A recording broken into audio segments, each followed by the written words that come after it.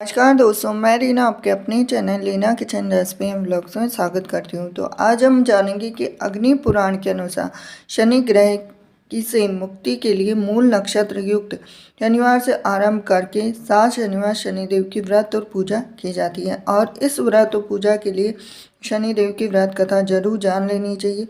तो वो इस प्रकार है। एक समय सभी नवग्रहों सूर्य, चंद्र, मंगल, बुध, बृहस्पति, शुक्र, शनि, राहु और केतु में विवाद छिड़ गया कि इनमें से सबसे बड़ा कौन है। सभी आपस में लड़ने लगे और कोई निर्णय न होने पर देवराज इंद्र के पास निर्णय कराने पहुंचे। इंद्र इससे घबरा गए और इस निर्णय को देने में अपनी असमर्थता जताई, परंतु उन्होंने कहा कि इस समय पृथ्वी पर राजा विक्रमादित्य हैं जो कि अति न्यायप्रिय है, वे ही इसका निर्णय कर सकते हैं। सभी ग्रह एक साथ राजा विक्रमादित्य के पास पहुंचे और अपना विवाद बताया, साथ ही निर्णय के लिए कहा।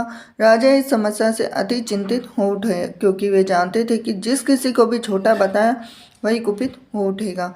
तब राजा को एक उपाय सुझाया और उन्होंने स्वर्ण, रजत, कांस्य, पीतल, शीशा, रांगा, जस्सा, आभ्रक और लोहे से 9 सिंहासन बनवाए और उन्हें इसी क्रम में रख दिए। फिर उन सब ने निवेदन किया कि आप सभी अपने अपने आसन पर स्थान ग्रहण करें। जो अंतिम सिंहासन पर बैठेगा वही सबसे छोटा होगा।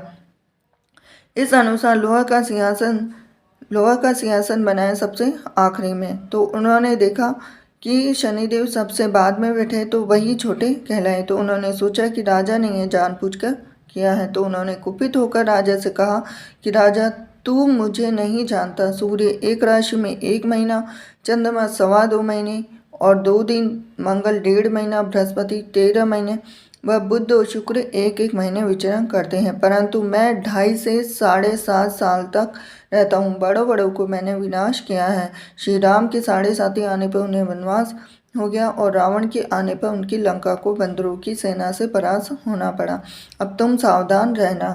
ऐसा कहकर कुपित होते हुए शनिदेव वहाँ से चले गए। अन्य देवता खुशी खुशी चले गए और कुछ समय बाद राजा की 7.5 आई। तब शनिदेव घोड़ों के सौदागर बनकर वहां आए। उनके साथ कई बढ़िया घोड़े थे। राजा ने यह समाचार सुन अपने अश्वपाल को अच्छे घोड़े खरीदने की आज्ञा दी। उसने कई अच्छे घोड़े खरीदे। वह एक सर्वोत्तम घोड़े को राजा को सवारी हेतु दिया। राजा जो ही उस पर बैठा वह घोड़ा सरपट वन की ओर भागा। भीषण वन में पहुंच वह अंतर्ध्यान हो गया और राजा भूखा प्यासा भटकता रहा। तब एक ग्वाले ने उसे पानी पिलाया और राजा ने प्रसन्न होकर उसे अपनी अंगूठी दी और वह अंगूठी देकर राजा नगर को चल दिया और वहां अपना नाम उज्जैन निवासी बीका बताकर वह एक सेठ की दुकान पर उसने जल इत्यादि पिया, कुछ विश्राम भी किया। भाग्यवश उस दिन सेठ की बड़ी बिक्री हुई और सेठ उसे खाना इत्यादि कराने खुश होकर अपने साथ घर ले गया। अब वहां पर उसने एक खूंटी पर देखा कि एक हार टंगा है जिसे खूंटी निगल रही है। थोड़ी देर में पूरा हार गायब था। तब सेठ ने आने पर देखा कि हार गायब है। तब उसने समझा कि बीका ने ही उसे चुराया है। उसने बीका को कोतवाल के पास पकड़वा दिया। फिर राजा ने भी उसे चोर समझकर हाथ पैर कटवा दिए। वह चोरंगिया बन गया और नगर के बाहर फिकवा दिया गया। वहां से एक तेली निकल रहा था जिसे दया आई और उसने बीका को अपनी गाड़ी में बिठा लिया। वह अपनी जीभ से बेलों को हाँकने लगा। उस काल राजा की शनि दशा समाप्त हो गई। वर्षा काल आने पर वह मल्हार गाने लगा। तब वह जिस नगर में गया था वहाँ की राजकुमारी मन भावने को वह इतना भाया कि उसने मन ही मन प्रण लिया कि वह राग गाने वाले से ही विवाह करेगी। अब उसने दासी को ढूंढने भेजा तो दासी ने कहा कि वह एक चौरंगिया है, परंतु राजकुमारी नहीं माने। अगले ही दिन उठते ही वह अनशन पर बैठ गई। अब विवाह करेगी तो उसी से करेगी। अब उसे बहुतेरा समझाने पर भी वह न मानी तो राजा ने उस तेली को बुला भेजा और विवाह की तैयारी करने को कहा। फिर उसका विवाह राजकुमारी से हो गया। तब एक दिन सोते हुए स्वप्न में शनिदेव ने राजा से कहा कि राजन, देखा तुमने मुझे छोटा बताकर कितना दुख झेला है।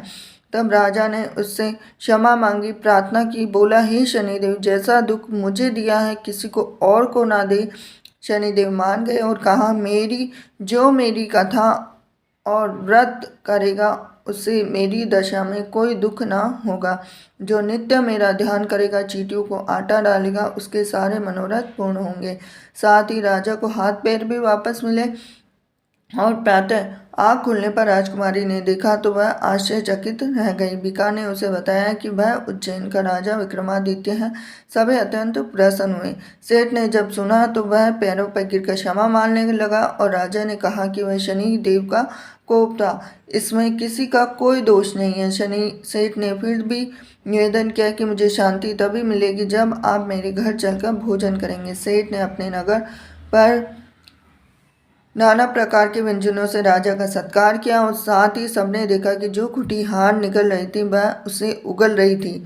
सेठ ने अपनी बेटी का विवाह शिकवरी से पाणी ग्रहण का निवेदन किया तो राजा ने सहर्ष स्वीकार कर लिया। कुछ समय पश्चात राजा और दोनों रानियां मनभावनी और शिकवरी को सभी उपहार सहित लेकर उज्जैन नगरी को चली। वहां पूर्ववासियों ने सीमा पर ही उनका स्वागत किया और सारे नगर में दीपमाला हुई। सबने खुशी मनाई। राजा ने घोषणा की कि मैंने शनिदेव को सबसे छोटा बताया था, जबकि असल में वही सर्वोपरि है। तब से सारे राज्य में शनिदेव की पूजा और कथा नियमित होने लगी और सारी प्रजा ने बहुत समय खुशी और आनंद के साथ बिताया। जो कोई शनिदेव की इस कथा को सुनता है, पढ़ता है, उसके सारे दुख दूर हो जाते हैं। व्रत के दिन इस कथा को अवश्य पढ़ना चाहिए। तो ये थी आज के शनिदेव की व्रत कथा।